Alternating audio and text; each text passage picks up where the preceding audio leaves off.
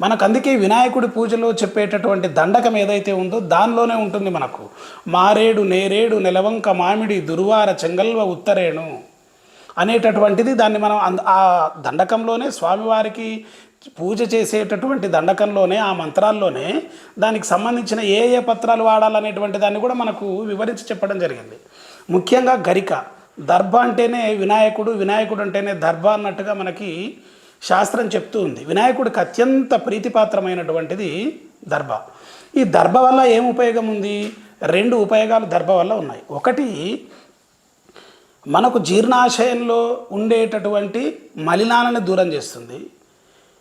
పేగుల్లో పేరుకుపోయినటువంటి సూక్ష్మజీవులు ఏవైతే ఉంటాయో వాటన్నిటిని కూడా చంపేసేటటువంటి శక్తి వాటికి ఉన్నది.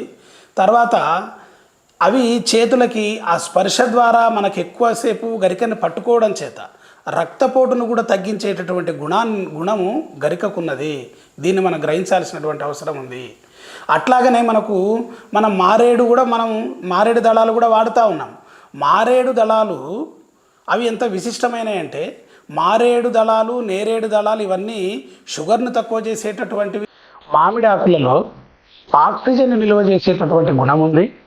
అట్లాగనే కఫాన్ని, శ్లేష్మాన్ని తక్కువ చేసేటటువంటి గుణం కూడా ఆ మామిడాకులకు ఉన్నది.